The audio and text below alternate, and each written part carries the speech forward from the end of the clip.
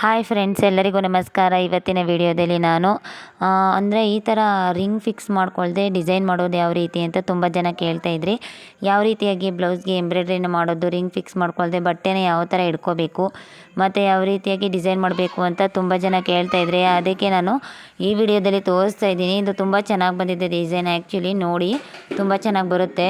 ಯಾವ ರೀತಿಯಾಗಿ ಎಂಬ್ರಾಯ್ಡ್ರಿ ಮಾಡೋದು ಅಂತ ನಾನು ಈ ವಿಡಿಯೋದಲ್ಲಿ ತೋರಿಸ್ತಾ ಇದ್ದೀನಿ. ನೋಡಿ, ಕೆಳಗಡೆ ಕ್ಯಾನ್ವಾಸ್ ಪೇಪರ್ನ ಹಾಕ್ಕೊಂಡಿದ್ದೀನಿ. ಹಾಕೊಂಡ್ಮೇಲೆ ಬಟ್ಟೆನ ನೀಟಾಗಿ ಸ್ಟಿಫಾಗಿ ಇಟ್ಕೋಬೇಕು ನಾವು. ಯಾಕಂದರೆ ಬಟ್ಟೆನ ನೀಟಾಗಿ ಸ್ಟಿಫಾಗಿ ಇಟ್ಕೊಂಡಿಲ್ಲ ಮತ್ತು ಬ್ಲೌಸ್ನು ಕೂಡ ಸ್ಟಿಫಾಗಿ ಇಟ್ಕೊಂಡಿಲ್ಲ ಅಂತಂದರೆ ನಾವು ಎಂಬ್ರಾಯ್ಡ್ರಿನ ಅಷ್ಟು ನೀಟಾಗಿ ಮಾಡೋಕ್ಕಾಗಲ್ಲ ಮತ್ತು ಫಿನಿಶಿಂಗ್ ಅನ್ನೋದು ಅಷ್ಟು ನೀಟಾಗಿ ಬರೋಲ್ಲ. ಇದು ಎಂಬ್ರಾಯ್ಡ್ರಿ ರಿಂಗ್ನ ನಾವು ಫಿಕ್ಸ್ ಮಾಡಿಕೊಂಡು ಎಂಬ್ರಾಯ್ಡ್ರಿನ ಮಾಡ್ಬೋದು ಬ್ಲೌಸ್ಗೆ. ಎಂಬ್ರಾಯ್ಡ್ರಿ ರಿಂಗ್ನ ಫಿಕ್ಸ್ ಮಾಡಿಕೊಂಡು ಯಾಕೆ ಮಾಡಿಲ್ಲ ಅಂದರೆ, ಇವ್ರು ತುಂಬ ಅರ್ಜೆಂಟ್ ಮಾಡ್ತಾಯಿದ್ರು. ಬೇಗ ಕೊಡಿ, ಸ್ವಲ್ಪ ಬೇಗ ಕೊಡಿ, ನಾನು ಹೋಗ್ತಾ ಇದ್ದೀನಿ ಊರಿಗೆ ಅಂತ ತುಂಬ ಅರ್ಜೆಂಟ್ ಮಾಡ್ತಾಯಿದ್ರು. ಅದಕ್ಕೋಸ್ಕರ ನಾನು ಏನು ಮಾಡಿದೆ ಅಂತಂದರೆ, ಸ್ವಲ್ಪ ಬೇಗನೆ ಆಗಲಿ, ಇವಾಗೆಲ್ಲ ರಿಂಗೆಲ್ಲ ಫಿಕ್ಸ್ ಮಾಡ್ಕೊ ಕೂತ್ಕೊಂಡ್ರೆ ಆಗಲ್ಲ. ಬ್ಯಾಕ್ ಬೇರೆ, ಫ್ರಂಟ್ ಬೇರೆ, ಸ್ಲೀವ್ ಬೇರೆ ಅಟ್ಯಾಚ್ ಮಾಡ್ಕೊ ಕೂತ್ಕೊಂಡ್ರೆ ಆಗಲ್ಲ ಅಂತ ಅಂದ್ಬಿಟ್ಟು ನಾನೇನು ಮಾಡಿದೆ ಅಂತಂದರೆ, ಹಂಗೆ ಕೆಳಗಡೆ ಫಸ್ಟು ಕ್ಯಾನ್ವಾಸ್ ಪೇಪರ್ನ ಸ್ಟಿಫಾಗೆ ಏನಪ್ಪ ಅಟ್ಯಾಚ್ ಮಾಡ್ಕೊಬಿಟ್ಟು ಸ್ಟ್ರೈಟಾಗೆ ಅಟ್ಯಾಚ್ ಮಾಡ್ಕೋಬೇಕು. ಫಸ್ಟು ಒಂದು 0 ನಂಬರ್ ಸ್ಟಿಚ್ಚಲ್ಲೋ ಇಲ್ಲ ಲೂಸಾಗೆ, ಅಂದರೆ ದೂರ ಸ್ವಲ್ಪ ದೂರ ಜಿಗ್ಜ್ಯಾಗ್ ಸ್ಟಿಚ್ ಥರ ಹಾಕಬೇಕು. ಜಿಗ್ಜ್ಯಾಗ್ ಸ್ಟಿಚ್ ಹಾಕಿದ್ಮೇಲೆ ಅದ್ರ ಮೇಲೆ ಒತ್ತಾಗಿ ನಾನು ಇವಾಗ ಹಾಕಿದ್ದೀನಲ್ವ, ಅದು ಏನಪ್ಪ ಡಿಸೈನು ಜರಿ ಥ್ರೆಡಲ್ಲಿ ಆ ಥರ ನೀವು ಹಾಕಬೇಕು. ನೋಡಿ, ನಾನು ಕರ್ವ್ ಶೇಪ್ನ ಕೊಡ್ತಾಯಿದ್ದೀನಿ. ಕರ್ವ್ ಶೇಪ್ನ ನಾನು ಪೆನ್ಸಿಲಲ್ಲಿ ಡ್ರಾ ಮಾಡಿಕೊಂಡೆ. ಕರ್ವ್ ಶೇಪ್ನ ನಾನು ಪೆನ್ಸಿಲಲ್ಲಿ ಡ್ರಾ ಮಾಡ್ಕೊಂಡಾದ್ಮೇಲೆ ಅದ್ರ ಮೇಲೆ 0 ನಂಬರಲ್ಲಿ ಅದೇ ಥರನೇ ಡ್ರಾ ಮಾಡ್ಕೋತಾ ಹೋಗ್ತಾಯಿದ್ದೀನಿ. 0 ನಂಬರಲ್ಲಿ ಫಸ್ಟು ಕರ್ವ್ ಶೇಪ್ನ ಯಾವ ಥರ ಡ್ರಾ ಮಾಡಿದ್ದೀನೋ ಅದೇ ಥರನೇ ಡ್ರಾ ಮಾಡ್ಕೋಬೇಕು. ಆಮೇಲೆ ನೆಕ್ಸ್ಟು 0 to 3, 3 to 0 ಆ ಥರ ಏನಪ್ಪ ಇದು ಕರ್ವ್ ಶೇಪ್ನ ಡ್ರಾ ಮಾಡಬೇಕು. ಆ ಥರ ಕರ್ವ್ ಶೇಪ್ನ ಡ್ರಾ ಮಾಡಿದ್ರೆ ಅದು ನೀಟಾಗಿ ಚೆನ್ನಾಗಿ ಬರುತ್ತೆ. 0ಇಂದ ಮಧ್ಯಕ್ಕೆ 3ಗೆ ಬರಬೇಕು, 3ಇಂದ ಮತ್ತೆ 0ಗೆ ಹೋಗಬೇಕು. ಆ ಥರ ನಾವು ಕರ್ವ್ ಶೇಪ್ನ ಡ್ರಾ ಮಾಡಬೇಕು, ಇಲ್ಲಾಂದರೆ ಅಷ್ಟು ಫಿನಿಶಿಂಗ್ ನೀಟಾಗಿ ಬರಲ್ಲ. ನೋಡಿ, ನಾನು ಎಷ್ಟು ನೀಟಾಗಿ ಬಟ್ಟೆನ ಸ್ಟಿಫಾಗಿ ಇಟ್ಕೊಂಡು ಎಲ್ಲೇ ಥರ ರಿಂಕಲ್ಸೇ ಆಗಿರ್ಬೋದು, ಬಟ್ಟೆನ ಗುಣ್ಗುಣ್ಣೆ ಆಗಿರ್ಬೋದು, ಆ ಥರ ಯಾವುದೇ ಥರದ ನಾನು ಬಟ್ಟೆನ ಹದ್ಗೆಡಿಸ್ತಾ ಇಲ್ಲ. ಫಿನಿಶಿಂಗ್ ಅನ್ನೋದನ್ನ ನೀಟಾಗಿ ಕೊಡ್ತಾಯಿದ್ದೀನಿ. ನೋಡಿ, ನಾನು ಹೇಳ್ತಾ ಇಲ್ವಾ 0 to 3, 3 to 0 ಆ ಥರ ಮಾಡ್ತಾಯಿದ್ದೀನಿ ನಾನು.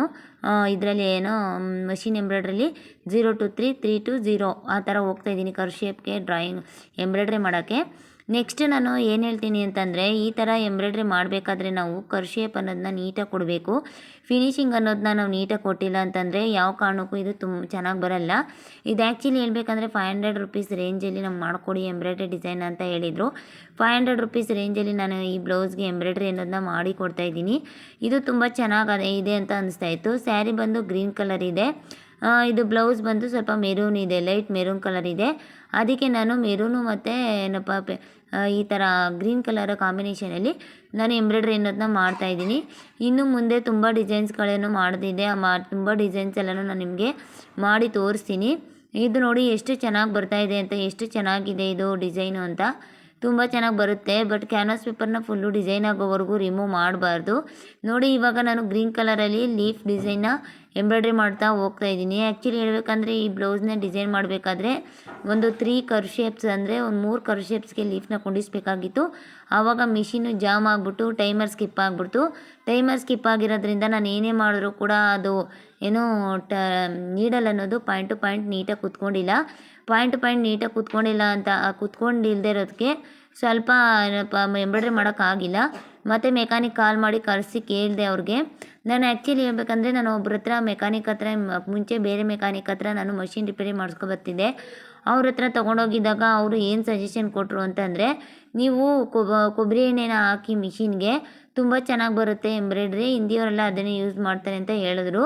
ನಾನು 1-2 ದಿನ ಹಾಕಿರಲಿಲ್ಲ. ಯಾಕಂದರೆ ಕೊಬ್ಬರಿ ಎಣ್ಣೆ ಹಾಕೋ ಥರ ಇದ್ದಿದ್ದರೆ ಇವಾಗ ಟೈಲರ್ಸ್ ಎಲ್ಲ ಆಲ್ಮೋಸ್ಟ್ ಕೊಬ್ಬರಿ ಎಣ್ಣೆನೇ ಹಾಕೋತಿದ್ರು. ಯಾಕೆ ನಾರ್ಮಲ್ ಮಿಷಿನ್ ಆಯಿಲ್ನೇ ಹಾಕಬೇಕಾಗಿತ್ತು ಸ್ಪೆಸಿಫಿಕ್ಕಾಗಿ ಅಂತ 1-2-3 ದಿನ ಯೋಚನೆ ಮಾಡಿದೆ. ಬಟ್ ಫಿನಿಶಿಂಗ್ ಹಿಂದಿಯವ್ರ ಥರನೇ ಬರುತ್ತೆ ಅಂತ ಹೇಳಿದಾಗ ನಂಗೆ ಒಂಥರ ಖುಷಿ ಆಯಿತು. ಟೈಟಲ್ಸ್ ಅನ್ನೋದು ಅವರ ಇಂಪ್ರೂವೈಸೇಷನ್ಗೋಸ್ಕರ, ಬಿಸ್ನೆಸ್ ಇಂಪ್ರೂವೈಸೇಷನ್ಗೋಸ್ಕರ ಏನೋ ಒಂದು ಹೇಳಿ ಏನೋ ಒಂದು ಮಾಡ್ತಾರೆ. ಬಟ್ ಆದರೆ ನಾನು ಕೊಬ್ಬರಿ ಎಣ್ಣೆನ ಆಮೇಲೆ ಮಾಡಿದೆ, ಒಂದು 3 ದಿನ ಬಿಟ್ಕೊಂಡು ಕೊಬ್ಬರಿ ಎಣ್ಣೆ ಹಾಕೋಕ್ಕೆ ಶುರು ಮಾಡಿದೆ. ಕೊಬ್ಬರಿ ಎಣ್ಣೆ ಹಾಕಿದ್ಮೇಲೆ ಏನಾಗೋಯ್ತು ಅಂದರೆ ತುಂಬ ಸೌಂಡ್ ಬರೋಕ್ಕೆ ಶುರು ಆಗೋಯ್ತು. ಮಷೀನು ಪಾರ್ಟ್ಸೇ ಅಳ್ಳಾಡೋಕ್ಕೆ ಶುರು ಆಗೋಯ್ತು. ಆಮೇಲೆ ನೆಕ್ಸ್ಟು ಏನಪ್ಪ ಇದು ಸೂಜಿಗೆ ದಾರ ಪದೇ ಹೋಗಿ ನುಲ್ಕೊಳ್ಳೋದು. ಮತ್ತು ನಾನು ಕರೆಕ್ಟಾಗಿ ಆಯಿಲ್ ಹಾಕಿದರೆ ಅದು ಒಳಗಡೆ ಆಯಿಲ್ ಸ್ಪೇಷಿಯಸ್ ಆಗಿದ್ದಿದ್ರೆ ಜಾಗ ಅದು ಪದೇ ಟೈಮರ್ ಸ್ಕಿಪ್ ಆಗ್ತಾ ಇರಲಿಲ್ಲ. ಟೈಮರ್ ಸ್ಕಿಪ್ ಆಗ್ತಾ ಇರೋ ಚಾನ್ಸಸ್ಸಿಂದ ಏನಾಗ್ತಾಯಿತ್ತು ಅಂತಂದರೆ, ಟೈಮರು ಯಾಕೆ ಸ್ಕಿಪ್ ಆಯ್ತಾಯಿತ್ತು ಅಂದರೆ, ಅದು ಕೊಬ್ಬರಿ ಎಣ್ಣೆ ಹಾಕಿದಾಗ ಮಿಷಿನ್ಗೆ ಅದು ತುಂಬ ಸ್ಮೂತ್ ಇರುತ್ತೆ. ಸ್ವಲ್ಪ ಅದು ಸೌಂಡ್ ತುಂಬ ಬಂದು ನೀಡಲ್ ಪಾಯಿಂಟು ಕೂತ್ಕೊಳ್ದೆ ಜರುಗಿ ಅದು ಟೈಮರ್ ಹೋಗ್ತಾಯಿತ್ತು. ನನಗೆ ತುಂಬ ಬೇಜಾರಾಗ್ಬಿಡ್ತು, ಯಾಕಂದರೆ ತುಂಬ ಫಾಸ್ಟಾಗಿ ಮಾಡ್ತಾಯಿದ್ದೆ. ಆದರೆ ಒಂದು ಮಾತನ್ನು ನಾನು ಮಾತ್ರ ಈ ವಿಡಿಯೋದಲ್ಲಿ ಹಂಚ್ಕೊಳ್ಳೋಕೆ ಇಷ್ಟಪಡ್ತೀನಿ. ಕಣ್ದೃಷ್ಟಿ ಅನ್ನೋದು ಮನುಷ್ಯನ ಮೇಲೆ ಬಿದ್ದರೆ ಮನುಷ್ಯನೇ ಕುಸ್ತೋಯ್ತಾನೆ. ಆದ್ದರಿಂದ ಹೇಳ್ತೀನಿ, ನಾವು ಎಷ್ಟೇ ಬಿಸ್ನೆಸ್ ಮಾಡಿದ್ರೂ ಭಗವಂತನ ಆಶೀರ್ವಾದ, ಭಗವಂತನ ದೈವತ್ವ ಇದ್ದೇ ನಾವೇನು ಮಾಡೋಕ್ಕಾಗಲ್ಲ. ಅದಕ್ಕೆ ಹೇಳ್ತೀನಿ, ನಾನು ಯಾವುದೇ ಕಾರಣಕ್ಕೂ ನೀವು ನಂಬಿರುವಂಥ ದೇವರು ಕೈ ಬಿಡಲ್ಲ. ನೀವು ನಂಬಿರುವಂಥ ದೇವ್ರನ್ನ ನೀವು ಗಟ್ಟಿಯಾಗಿ ನಂಬಬೇಕು. ಆವಾಗಲೇ ನಿಮ್ಮ ಬಿಸ್ನೆಸ್ ಅನ್ನೋದು ಕೈ ಹಿಡಿಯೋದು. ಯಾಕಂದರೆ ತುಂಬ ಜನ ತುಳಿಯೋರೇ ಇರ್ತಾರೆ, ಮುಂದೆ ಬರ್ತಾರೆ ಅಂತ. ಅದಕ್ಕೆಲ್ಲ ನಾವು ತಲೆ ಕೆಡಿಸ್ಕೊಬಾರ್ದು. ನಮ್ಮ ಫ್ರೀಡಮಲ್ಲಿ, ನಮ್ಮ ಲೈಫಲ್ಲಿ ನಾವು ಯಾವ ಥರ ಕಲ್ತಿದ್ದೀವೋ ಅದೇ ಥರನೇ ಮಾಡ್ತಾ ಹೋಗಬೇಕು. ಒಂದಲ್ಲ ಒಂದಿನ ಸಕ್ಸಸ್ ಸಿಕ್ಕೇ ಸಿಗುತ್ತೆ. ಅದಕ್ಕೋಸ್ಕರ ಹೇಳ್ತೀನಿ, ಮೈಂಡ್ ಅಪ್ಸೆಟ್ ಮಾಡ್ಕೊಳಕ್ಕೆ ಹೋಗಬೇಡಿ. ತುಂಬ ಜನ ಟೈಲರ್ಸ್ ಇದ್ದೀರಾ, ಬಟ್ ಆದರೆ ಮೇಡಮ್ ನಮ್ಮ ಮನೇಲಿ 3 ಮಿಷಿನ್ ಇಟ್ಕೊಂಡಿದ್ದೆ, 2 ಮಿಷಿನ್ ಇಟ್ಕೊಂಡು ನಮ್ಮ ಹಸ್ಬೆಂಡ್ ಯಾವಾಗೂ ಬೈತಾ ಇರ್ತಾರೆ ಅಂತ ಹೇಳ್ತಾ ಇರ್ತೀರಾ. ಹೌದು ಅನ್ನಪ್ಪ, ನಮ್ಮ ಮನೇಲೂ ಅದೇ ಥರನೇ ಸಿಚುವೇಶನು. ಬಿಸ್ನೆಸ್ ಮಾಡದೇ ಇರಬೇಕಾದ್ರೆ ಸರಿಯಾಗಿ ಅವರು ಬೈಯೋದು ಸಹಜ. ಅದಕ್ಕೆ ನಾನು ನಿಮ್ಗೆ ಏನು ಹೇಳ್ತೀನಿ ವಿಡಿಯೋದಲ್ಲಿ ಅಂತಂದರೆ, ನೀವು ಯಾವುದೇ ಕಾರಣಕ್ಕೂ ಲಾಸ್ ಅನ್ನೋದನ್ನ ಮಾಡ್ಕೊಳಕ್ಕೆ ಹೋಗಬೇಡಿ, ಬೆನಿಫಿಟ್ ಅನ್ನೋದನ್ನ ಮಾಡ್ಕೋಬೇಕು. ಯಾಕಂತಂದರೆ ನಾವು ಲಾಸ್ ಅನ್ನೋದನ್ನ ಮಾಡಿಕೊಂಡು ನಾವು ಕಸ್ಟಮರ್ಗೆ ಹೊಲಿಗೆ ಕೊಟ್ಟಿದ್ರೆ ಆದರೆ ಅದು ಏನಪ್ಪ, ಯಾವುದೇ ಕಾರಣಕ್ಕೂ ನಾವು ಬಿಸ್ನೆಸ್ನ ಇಂಪ್ರೂವ್ ಮಾಡೋಕ್ಕಾಗಲ್ಲ. ಅದಕ್ಕೆ ಹೇಳ್ತಾ ಇದ್ದೀನಿ, ನಾವು ಯಾವ ಕಾರಣಕ್ಕೂ ಲಾಸ್ ಅನ್ನೋದು ಮಾಡ್ಕೊಳಕ್ಕಾಗಲ್ಲ, ಬೆನಿಫಿಟ್ ಅನ್ನೋದನ್ನೇ ಮಾಡ್ಕೋಬೇಕು ಅಂತ ಹೇಳೋಕ್ಕೆ ಇಷ್ಟಪಡ್ತೀನಿ. ನೋಡಿ, ಇದನ್ನು ನಾನು ರಿಪೇರಿ ಮಾಡಿಸ್ಮೇಲೆ ನೆಕ್ಸ್ಟು ಮಾರನೇ ದಿನಕ್ಕೆ ನಾನು ಇದನ್ನು ಶುರು ಮಾಡಿದೆ ಎಂಬ್ರಾಯ್ಡ್ರಿನ. ಆ್ಯಕ್ಚುಲಿ ಹೇಳ್ಬೇಕಂದ್ರೆ ತುಂಬ ಮಳೆ ಬರ್ತಾಯಿತ್ತು. ಮಳೆ ಬರ್ತಾ ಇರೋದ್ರಿಂದ ವಾತಾವರಣ ಸ್ವಲ್ಪ ತುಂಬ ಕೋಲ್ಡಾಗಿತ್ತು. ನಾನು ಬೇಗನೆ 4:15ಗೆ ಎದ್ದಿದ್ದೆ. 4:15ಗೆ ಎದ್ದಿರೋದ್ರಿಂದ ತುಂಬ ಚಳಿ ಆಗ್ತಾಯಿತ್ತು. ಅದರಿಂದ ಸ್ವಲ್ಪ ಸ್ವೆಟರ್ ಅದು ಇದು ವೇರ್ ಮಾಡ್ಕೊಂಡಿದ್ದೆ. ಬಟ್ ನಮ್ಮ ಹೆಲ್ತು ಕೂಡ ಇಂಪಾರ್ಟೆಂಟ್ ಅಲ್ವಾ ಜೊತೆಗೆ. ಅದಕ್ಕೋಸ್ಕರ ತುಂಬ ಜನ ಅಂತೀರ, ಮೇಡಮ್ ನೀವು ರಿಂಗ್ ಹಾಕ್ಕೊಳ್ದೆ ಈ ರೀತಿಯಾಗಿ ಇಷ್ಟೊಂದು ಈಸಿಯಾಗಿ ಎಂಬ್ರಾಯ್ಡ್ರಿ ಮಾಡ್ತಾ ಇದ್ದೀರಲ್ವ, ಯಾವ ರೀತಿಯಾಗಿ ಮಾಡೋಕ್ಕಾಗುತ್ತೆ? ಬಟ್ಟೆ ಎಲ್ಲ ಸಿಕ್ಕೋತಾ ಇದೆ, ಬಟ್ಟೆ ಎಲ್ಲ ಗುಣ್ಗುಣೆ ಥರ ಆಗ್ತಾಯಿದೆ, ಬಟ್ಟೆ ಎಲ್ಲ ಎಳ್ಕೋತಾ ಇದೆ, ಯಾವ ರೀತಿಯಾಗಿ ಮಾಡ್ತಾಯಿದ್ದೀರಂತ. ಅದು ನಾವು ಕಲಿದೆ ಯಾವ ಕಾರಣಕ್ಕೂ ಆಗಲ್ಲ. ನೋಡಿ, ಮಿಷಿನ್ ಯಾವುದೇ ಕಾರಣಕ್ಕೂ ಯಾವುದೇ ರೀತಿಯಾದ ತೊಂದರೆ ಇರಲ್ಲ. ನಾವು ಮಿಷಿನ್ನ ಯಾವ ಥರ ಯೂಸ್ ಮಾಡ್ತೀವೋ ಅದ್ರ ಮೇಲೆ ನಾವು ಎಂಬ್ರಾಯ್ಡ್ರಿ ಅನ್ನೋದನ್ನ ಮಾಡ್ಬೋದು. ತುಂಬ ಜನ ಸ್ಟೂಡೆಂಟ್ಸು ಎಂಬ್ರಾಯ್ಡ್ರಿನ ನಮ್ಮ ವೀಡಿಯೋಸ್ನ ನೋಡಿ, ಫ್ರೀ ಕ್ಲಾಸಸ್ನ ನೋಡಿ ಕಲ್ತಿದ್ದಾರೆ. ಡಿಸ್ಕ್ರಿಪ್ಷನ್ ಬಾಕ್ಸಲ್ಲಿ ಎಂಬ್ರಾಯ್ಡ್ರಿ ಫ್ರೀ ಕ್ಲಾಸಸ್ ಲಿಂಕ್ನ ಹಾಕ್ತೀನಿ. ಅದನ್ನು ಒಂದು ಸರಿ ನೋಡಾದಮೇಲೆ ನಿಮ್ಮ ಬಿಸ್ನೆಸ್ ಅನ್ನೋದನ್ನ ನೀವು ಇಂಪ್ರೂವೈಸ್ ಮಾಡ್ಕೊಳ್ಬೋದು. ಯಾಕಂದರೆ 250 ರುಪೀಸ್, ಹಳ್ಳಿಗಳ ಕಡೆ ಎಲ್ಲ 200, 250 ರುಪೀಸ್ಗೆ ಲೈನಿಂಗ್ ಹಾಕಿ ಬ್ಲೌಸ್ನ ಹೊಲಿಯೋಂಥ ಚಾನ್ಸಸ್ ತುಂಬ ಇರುತ್ತೆ. ಯಾಕಂದರೆ ಹಳ್ಳಿಗಳ ಕಡೆ ಅಷ್ಟೊಂದು ಟೈಲರಿಂಗ್ ಬಿಸ್ನೆಸ್ ಅನ್ನೋದು ಜಾಸ್ತಿ ಸ್ಕೋಪ್ ಇರಲ್ಲ. ಅಂದರೆ ಅಷ್ಟೊಂದು ಅಮೌಂಟ್ ಹೇಳಿದ್ರೆ ಅವ್ರು ಹೊಲ್ಸ್ಕೊಳ್ಳುವಂಥ ಡಿಮ್ಯಾಂಡ್ ಏರಿಯಾ ಆಗಿರಲ್ಲ. ಸಿಟಿಲಾದರೆ 600 ರೂಪಾಯಿ, 650 ರೂಪಾಯಿ, 700 ರೂಪಾಯಿ ಕೊಟ್ಟು ಪ್ಲೇನ್ ಬ್ಲೌಸ್ ಎಲ್ಲ ಲೈನಿಂಗ್ ಹಾಕಿ ಹೊಲ್ಸ್ಕೋತಾರೆ. ಯಾಕಂದರೆ ಅದು ಡಿಮ್ಯಾಂಡ್ ಏರಿಯಾ ಆಗಿರುತ್ತೆ. ತುಂಬ ಅಂಗಡಿ ಬಾಡಿಗೆ ಎಲ್ಲ ಕಾಸ್ಟ್ಲಿ ಆಗಿರುತ್ತೆ. ಮತ್ತು ವರ್ಕರ್ಸ್ಗೂ ಸ್ಯಾಲ್ರಿ ಕೂಡ ತುಂಬ ಕೊಡಬೇಕಾಗುತ್ತೆ. ಅದರಿಂದ ನಾವು ಅದಷ್ಟು ಅಮೌಂಟ್ ಅನ್ನೋದನ್ನ ಇಟ್ಕೋಬೇಕಾಗುತ್ತೆ. ಬಟ್ ಹಳ್ಳಿಗಳ ಕಡೆ ಆದರೆ 250 ರೂಪಾಯಿ, 200 ರೂಪಾಯಿ, 300 ರೂಪಾಯಿ ಲಾಸ್ಟ್ ಆಗಿರುತ್ತೆ. ಅದಕ್ಕೋಸ್ಕರ ಇಂಥವ್ರು ಏನು ಮಾಡಬೇಕು ಅಂದರೆ, ಈ ರೀತಿಯಾಗಿ ಎಂಬ್ರಾಯ್ಡ್ರಿ ಡಿಸೈನ್ಸ್ನ ಕಲಿತ್ರೆ ನಮ್ಮ ಫ್ರೀ ಕ್ಲಾಸಸ್ನ ನೋಡಿ ನಿಮ್ಮ ಬಿಸ್ನೆಸ್ ಅನ್ನೋದು ಇನ್ನೂ ಹೆಚ್ಚಿನ ಆದಾಯವನ್ನು ನೀವು ಪಡೆಯುವಂಥ ಚಾನ್ಸಸ್ ತುಂಬ ಇರುತ್ತೆ. ಯಾಕಂದರೆ ಒಂದು ಬ್ಲೌಸ್ಗೆ ಎಂಬ್ರಾಯ್ಡ್ರಿ ಮಾಡಿದ್ರೆ 500 ರುಪೀಸ್ ಸಿಕ್ಕಿದ್ರೆ, ನೀವು ಒಂದು ಸರಿ ಸಿಲ್ಕ್ ಥ್ರೆಡ್ನ ಬಂಡವಾಳ ಹಾಕ್ತೀರಾ ಅಷ್ಟೇ, ಪದೇ ಏನು ಹಾಕಲ್ಲ. ಒಂದು ಸಿಲ್ಕ್ ಥ್ರೆಡಲ್ಲಿ 5 ಬ್ಲೌಸ್ 6 ಬ್ಲೌಸ್ಗೆ ಎಂಬ್ರಾಯ್ಡ್ರಿ ಮಾಡ್ಬೋದು. 20 ರೂಪಾಯಿ ಕೊಂಡು ಒಂದು ಸಿಲ್ಕ್ ಥ್ರೆಡ್ ತೊಗೊಂಡ್ರೆ ನೀವು 3000 4000 ರೂಪಾಯಿಗಳನ್ನ ನೀವು ಸಂಪಾದನೆ ಮಾಡ್ಬೋದು. ಅದು ಡಿಪೆಂಡ್ ಅಪಾನ್ ಯುವರ್ ಬಿಸ್ನೆಸ್ ಮೇಲೆ ಡಿಪೆಂಡ್ ಆಗುತ್ತೆ, ಯುವರ್ ಆರ್ಡರ್ಸ್ ಮೇಲೆ ಡಿಪೆಂಡ್ ಆಗುತ್ತೆ, ನೀವು ಕೊಡೋ ಫಿನಿಶಿಂಗ್ ಮೇಲೆ ಡಿಪೆಂಡ್ ಆಗುತ್ತೆ. ಒಂದು ಮಾತು ಮಾತ್ರ ಈ ಫೀಲ್ಡಲ್ಲಿ ಹೇಳೋಕ್ಕೆ ಇಷ್ಟಪಡ್ತೀನಿ, ಯಾವುದೇ ಕಾರಣಕ್ಕೂ ಬೇಸಿಕ್ ಅವರು ಪ್ರಾಕ್ಟೀಸ್ ಇಲ್ಲದೇ ನಾವು ಮುಂದುವರೆದ್ಬಿಡ್ತೀವಿ ಅನ್ನೋದು ಸುಳ್ಳು. ನಾವು ಪ್ರಾಕ್ಟೀಸ್ ಮಾಡಲೇಬೇಕು ಮತ್ತು ಬಿಸ್ನೆಸ್ ಅನ್ನೋದು ಇಂಪ್ರೂವ್ ಮಾಡಿಕೊಳ್ಳೇಬೇಕು. ನಾವು ಎಷ್ಟೇ ಪ್ರಾಕ್ಟೀಸ್ ಮಾಡಿದ್ರೂ ಕೂಡ ನಾವು ಕಲಿಯೋದು ತುಂಬ ಇರುತ್ತೆ. ಯಾಕಂದರೆ ಫ್ಯಾಷನ್ ಅನ್ನೋದು ಪ್ರಪಂಚದ ಮೇಲೆ ಎಲ್ಲ ಕಡೆ ಇರೋದ್ರಿಂದ ಫ್ಯಾಷನ್ಗೆ ಯಾವತ್ತೂ ಅಷ್ಟೇ ಬೇಡಿಕೆ ಕಮ್ಮಿ ಆಗಲ್ಲ. ಅದಕ್ಕೋಸ್ಕರ ಹೇಳ್ತಾ ಇದ್ದೀನಿ, ಹೆಣ್ಮಕ್ಳು ಸುಮ್ಮನೆ ಕೂತಿರೋರು ಈ ಥರ ಎಂಬ್ರಾಯ್ಡ್ರಿ ಆಗಿರ್ಬೋದು, ಟೈಲರಿಂಗ್ ಬಿಸ್ನೆಸ್, ಬಟ್ಟೆ ಹೊಲಿಯೋದಾಗಿರ್ಬೋದು, long gown, frocks, hand embroidery, ಕುಚ್ಚು, ಏನೇ ಕಲಿಬೇಕಾದ್ರೂ ನಮ್ಮ ಚಾನಲ್ನ ನೋಡ್ತಾಯಿರಿ. ವೀಡಿಯೋಸ್ನೆಲ್ಲ ಪೂರ್ತಿಯಾಗಿ ನೋಡಿ ನಾವೇನು ವಿಚಾರವನ್ನು ಕೊಡ್ತಾಯಿದ್ದೀವಿ ಅಂತ. ಒಂದೊಂದೇ ನಾವು ವೀಡಿಯೋ ಮಾಡಬೇಕಾಗತ್ತೆ. ಪ್ರತಿಯೊಂದೂ ಒಂದೇಟ್ಗೆ ಎಲ್ಲನೂ ಮಾಡೋಕ್ಕಾಗಲ್ಲ. ಯಾಕಂದರೆ ನಾವು ಒಂದೊಂದು ವಿಚಾರಗಳನ್ನು ನಿಮ್ಮ ಜೊತೆ ತಿಳಿಸ್ಬೇಕಾಗಿರೋದ್ರಿಂದ ಒಂದೊಂದೇ ವೀಡಿಯೋದಲ್ಲಿ ನಾವು ನಿಮಗೆ ತಿಳಿಸ್ಬೇಕಾಗುತ್ತೆ. ಆದರೆ ಒಂದು ವಿಚಾರ ಮಾತ್ರ, ನಾವು ಯಾವ ಥರ ಹೇಳ್ಕೊಟ್ಟಿರ್ತೀವಿ ಅಂತ ಗಮನಿಸಿ ವೀಡಿಯೋದಲ್ಲಿ ನೋಡಿ. ಕೊನೆವರೆಗೂ ವೀಡಿಯೋನ ನೋಡಿ ಮರಿಬೇಡಿ. ಯಾಕಂತಂದರೆ ಕೊನೆವರೆಗೂ ವೀಡಿಯೋ ನೋಡಿಲ್ಲ ಅಂದರೆ ನಾವು ಹೇಳಿರೋ ಟಿಪ್ಸು ಸ್ಕಿಪ್ ಆಗಿಬಿಟ್ರೆ ತುಂಬ ಕಷ್ಟ ಆಗುತ್ತೆ ನಿಮಗೆ. ಅದಕ್ಕೋಸ್ಕರ ಹೇಳ್ತಾ ಇರೋದು. ನೋಡಿ, ಗ್ರೀನ್ ಕಲರಲ್ಲಿ ನಾನು ಲೀಫ್ ಡಿಸೈನ ಡ್ರಾ ಮಾಡಾಯಿತು. ಇವಾಗ ಮೆರೂನ್ ಕಲರಲ್ಲಿ ಮಧ್ಯ ಡ್ರಾ ಕೊಡ್ತಾಯಿದ್ದೀನಿ. ಇದು ತುಂಬ ಚೆನ್ನಾಗಿತ್ತು. ಮತ್ತು ಸಮೋಸ ಸ್ಟಿಚ್ನ ಪಕ್ಕದಲ್ಲೇ ಸ್ಪೇಸ್ ಉಳಿದಿರೋದಕ್ಕೆ ಸಮೋಸ ಸ್ಟಿಚ್ನ ಸ್ಟಿಚ್ ಮಾಡಿದ್ದೀನಿ. ಅದು ಕೂಡ ತುಂಬ ಚೆನ್ನಾಗಿ ಬಂತು. ಈ ಈ ಬ್ಲೌಸು ತುಂಬ ಗ್ರ್ಯಾಂಡಾಗಿ ಬಂತು. ಲುಕ್ಕು ಏನೂ ತೊಂದರೆ ಇಲ್ಲ. ಯಾಕಂತಂದರೆ ನಾನು ರಿಂಗ್ನ ಅಟ್ಯಾಚ್ ಮಾಡ್ಕೊಳ್ಳಿಲ್ಲ ಅಂತ ಅಂದ್ರೂ ನಾನು ಅದೇ ಥರನೇ ಬಟ್ಟೆನ ಸ್ಟಿಫಾಗಿ ಹಿಡ್ಕೊಂಡು ರಿಂಗಲ್ಲಿ ಯಾವ ಥರ ಸ್ಟಿಫಾಗಿರುತ್ತೋ ಅದೇ ಥರನೇ ರಿಂಗ ಫಿಕ್ಸಾಗಿ ಹಿಡ್ಕೊಂಡು ನಾನು ಎಂಬ್ರಾಯ್ಡ್ರಿ ಅನ್ನೋದು ಮಾಡಿದೆ. ಇಲ್ಲ ಅಂದಿದ್ರೆ ಅದು ಬಟ್ಟೆ ಎಲ್ಲ ಗುಣ್ಣೆ ಆಗ್ಬಿಡ್ತಾಯಿತ್ತು. ಮೊನ್ನೆ ಒಬ್ಬರು ನಮ್ಮ ಫ್ರೆಂಡ್ ಒಬ್ಬರು ಕಾಲ್ ಮಾಡಿದ್ರು, ನೀವು ಯಾವ ರೀತಿಯಾಗಿ ಎಂಬ್ರಾಯ್ಡ್ರಿ ಮಾಡ್ತೀರಾ, ಬಟ್ಟೆಗೆ ರಿಂಗ್ ಫಿಕ್ಸ್ ಮಾಡ್ಕೊಳ್ದೇನೆ ಅಷ್ಟು ನೀಟಾಗಿ ಮಾಡ್ತಾಯಿದ್ದೀರಲ್ಲ, ನಾನು ಮಾಡಬೇಕು ಅಂತ ಅನ್ಕೋತಾ ಇದ್ದೀನಿ, ಮಾಡ್ತೀನಿ ಹೋಗಿ ಅಂತ ಹೇಳ್ತಾಯಿದ್ರು. ಬಟ್ ಒಂದು ವಿಚಾರ ಮಾತ್ರ ಅರ್ಥ ಮಾಡ್ಕೋಬೇಕು ಎಲ್ಲ ಟೈಲರ್ಸು ಅಷ್ಟೇ. ಏನು ಅಂತ ಅಂದರೆ ಆ ವಿಚಾರ ಏನು ಅಂದರೆ ನೋಡಿ, ನಮಗೆ ಎಕ್ಸ್ಪೀರಿಯೆನ್ಸ್ ಆಗ್ತಾ ಪ್ರತಿಯೊಂದು ಎಕ್ಸ್ಪರ್ಟಾಗಿ ಬರೋದು. ಬೇಸಿಕಲಿ ಯಾವುದೂ ಕೂಡ ಎಕ್ಸ್ಪರ್ಟಾಗಿ ಬರೋಲ್ಲ. ಅದಕ್ಕೆ ನಾನು ಏನು ಹೇಳೋಕ್ಕೆ ಇಷ್ಟಪಡ್ತೀನಿ ಈ ವಿಡಿಯೋದಲ್ಲಿ ಅಂತಂದರೆ, ನಿಮಗೆ ಗೊತ್ತಿಲ್ಲ ಅಂತಂದರೆ ಗೊತ್ತಿಲ್ಲ ಅಂದ್ಬಿಡಿ, ಗೊತ್ತಿದೆ ಅಂತಂದರೆ ಗೊತ್ತಿದೆ ಅಂತಾನೆ. ಯಾಕಂದರೆ ಕಸ್ಟಮರು ಏನೋ ಹೇಳಿರ್ತಾರೆ, ಬಟ್ ಅಮೌಂಟ್ ಕಮ್ಮಿ ಅಂತ ಇಲ್ಲಿ ತಂದುಕೊಟ್ಟಿರ್ತಾರೆ. ಬಟ್ ತಲೆ ತಿನ್ನೋದು ಲಾಸ್ಟ್ ನಮ್ಮದೇನೆ, ಮತ್ತು ತುಂಬ ಅಮೌಂಟ್ ಕೊಡೋಕ್ಕೂ ಹಿಂದೆ ಮುಂದೆ ನೋಡಿದಾರೆ.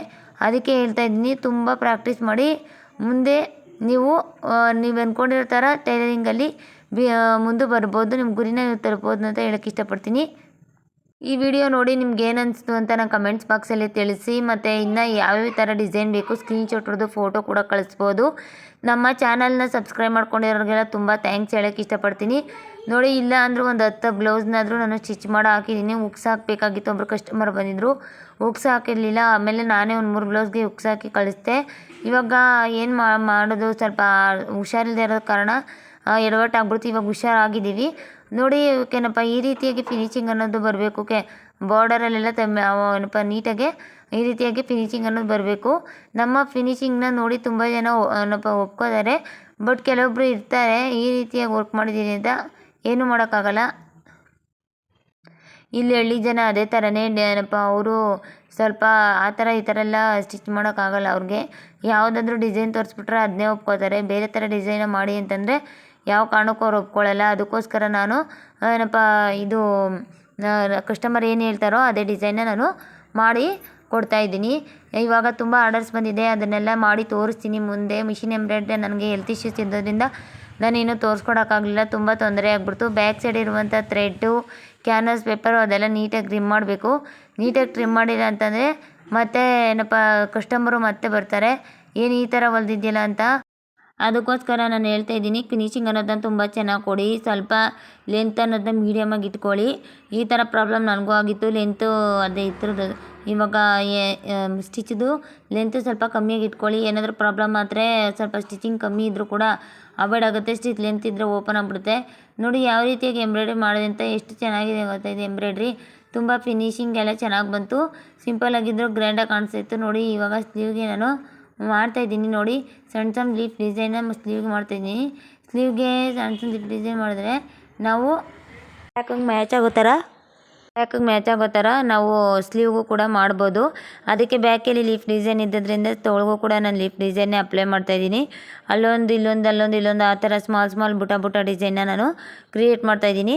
ಅದಕ್ಕೋಸ್ಕರ ಹೇಳ್ತಾ ಇರೋದು, ನೀವು ಅಷ್ಟೇ ಫಸ್ಟ್ ತೋಳಲ್ಲಿ ಅಂದರೆ ಸ್ಮಾಲ್ ಬುಟ್ಟ ಡಿಸೈನ್ಸ್ ಇದ್ದರೆ, ಬಾರ್ಡ್ರಲ್ಲಿ ಏನೂ ಡಿಸೈನ್ ಇಲ್ಲದೆ ಇದ್ದರೆ ತೋಳನ್ನು ಮಾಮೂಲಿ ಇಟ್ಕೊಂಡು ಸ್ಟಿಫಾಗಿ ಇಟ್ಕೊಂಡು ಅದ್ರ ಕೆಳಗಡೆ ಕ್ಯಾನ್ವಾಸ್ ಪೇಪರ್ ಇಟ್ಕೊಂಡು ಎಂಬ್ರಾಯ್ಡ್ರಿನ ಮಾಡಬೇಕು. ಲೀಫ್ ಅಂತನೆಲ್ಲ ನಿಮ್ಗೆ ಇಷ್ಟವಾಗಿರೋ ಯಾವ ಡಿಸೈನ್ ಆದರೂ ಮಾಡ್ಕೋಬೋದು. ಬಟ್ ಬಾರ್ಡ್ರಲ್ಲಿಗೆಲ್ಲ ಇರುವಂಥ ಗ್ರ್ಯಾಂಡ್ ಡಿಸೈನ್ಸ್ ಎಲ್ಲನೂ ನಾವು ರಿಂಗ್ಗೆ ಫಿಕ್ಸ್ ಮಾಡ್ಕೊಂಡು ಮಾಡಬೇಕು. ಯಾಕಂದರೆ ಸ್ಟೋನ್ ಚೈನ್ ಬಾಲ್ ಚೈನ್ ಎಲ್ಲ ಅಟ್ಯಾಚ್ ಮಾಡ್ತೀವಿ. ಸ್ಮಾಲ್ ಮ್ಯಾಂಗೋ ಡಿಸೈನ್ ಈ ಥರ ಸ್ಮಾಲ್ ಬುಟ್ಟ ಡಿಸೈನ್ಸ್ ಎಲ್ಲ ನೀವು ಮಷೀನಲ್ಲೇ ಮಾಡ್ಕೋಬೇಕು. ನೋಡಿ ನಾನು ಯಾವ ರೀತಿಯಾಗಿ ಹಾಕ್ತೀನಿ ಅಂತ ಇದೇ ರೀತಿಯಾಗಿ ನೀವು ಕೂಡ ಹಾಕ್ಕೊಳ್ಳಿ. ಇದೇ ರೀತಿ ಬೇಗ ಏನಪ್ಪ ಸ್ಟಿಚ್ ಮಾಡಿ ಮುಗಿಸ್ಕೊಳ್ಳಿ ಅಂತ ಹೇಳೋಕ್ಕೆ ಇಷ್ಟಪಡ್ತೀನಿ. ಯಾಕಂದರೆ ಎಷ್ಟು ಬೇಗ ಕೆಲಸ ಆಗುತ್ತೋ ಅಷ್ಟು ಬೇಗ ನಾವು ಸ್ಟಿಚಿಂಗ್ ಮಾಡಿ ಮುಗಿಸ್ಬೋದು. ನೋಡಿ ನಾನು ಯಾವುದೇ ಥರದ ಪದೇ ದಾರ ಕಟ್ ಮಾಡೋದಾಗಿರ್ಬೋದು, ದಾರದ ಪ್ರಾಬ್ಲಮ್ ಆಗಿರ್ಬೋದು, ಯಾವ ರೀತಿಯಾದ ತೊಂದರೆನೂ ಕೂಡ ಅಷ್ಟೊಂದಿಲ್ಲ, ತುಂಬ ಅವಾಯ್ಡ್ ಆಗಿದೆ ಈಗ. ಅದಕ್ಕೋಸ್ಕರ ಹೇಳ್ತಾ ಇರೋದು ನಾನು ನಿಮಗೆ, ನೀವು ತುಂಬ ಪ್ರಾಕ್ಟೀಸ್ ಮಾಡಬೇಕು. ಮತ್ತು ಮಿಷಿನ್ ಬಗ್ಗೆ ತುಂಬ ತಿಳ್ಕೊಬೇಕು. ಮಿಷಿನ್ ಆಪ್ರೇಟ್ ಮಾಡೋದ್ರ ಬಗ್ಗೆ ತಿಳ್ಕೊಬೇಕು. ಮಿಷಿನ್ ಬಗ್ಗೆ ಏನು ಗೊತ್ತಿಲ್ಲದೆ ದಯವಿಟ್ಟು ಹೇಳ್ತೀನಿ, ಬಿಸ್ನೆಸ್ ಅನ್ನೋದನ್ನ ಇಂಪ್ರೂವ್ ಮಾಡೋಕ್ಕೆ ಹೋಗಬೇಡಿ. ಯಾಕಂದರೆ ತುಂಬ ಫ್ಯೂಚರಲ್ಲಿ ತುಂಬ ಸಫರ್ ಪಡಬೇಕಾಗುತ್ತೆ. ನೀವು ಅವ್ರು ಮಾಡೋ ಅವಮಾನಗಳೆಲ್ಲ ನೀವು ಸಹಿಸ್ಕೋಬೇಕಾಗುತ್ತೆ. ಅದಕ್ಕೆ ಹೇಳ್ತೀನಿ, ಪೂರ್ತಿಯಾಗಿ ನೀವು ತಿಳ್ಕೊಂಡು ಒಂದು ಬಿಸ್ನೆಸ್ ಅನ್ನೋದನ್ನ ಇಂಪ್ರೂವೈಸ್ ಮಾಡ್ಕೊಳ್ಳಿ. ನಿಮ್ಮ ಬಿಸ್ನೆಸ್ ಅನ್ನೋದನ್ನ ಮುಂದೆ ಮುಂದುವರ್ಸ್ಕೊಂಡು ಹೋಗಿ ಅಂತ ಹೇಳೋಕ್ಕೆ ಇಷ್ಟಪಡ್ತೀನಿ. ಏನು ಗೊತ್ತಿಲ್ಲದೆ ಇವಾಗ ಶುರು ಮಾಡೋಣ, ಗೊತ್ತಿಲ್ಲದೆ ಯಾವುದೇ ಕಾರಣಕ್ಕೂ ಕಾರಣಕ್ಕೂ ಬಿಸ್ನೆಸ್ ಅನ್ನೋದನ್ನ ಶುರು ಮಾಡಬೇಡಿ. ಹೀಗೆ ನಮ್ಮ ವಿಡಿಯೋಗೆ ಸಪೋರ್ಟ್ ಮಾಡಿ, ಲೈಕ್ ಮಾಡಿ, ಶೇರ್ ಮಾಡಿ, ಸಬ್ಸ್ಕ್ರೈಬ್ ಆಗೋದು ಮರಿಬೇಡಿ. Thank you so much all of you. Bye bye. Thank you. Comments ಮಾಡಿ. Thank you. Bye bye.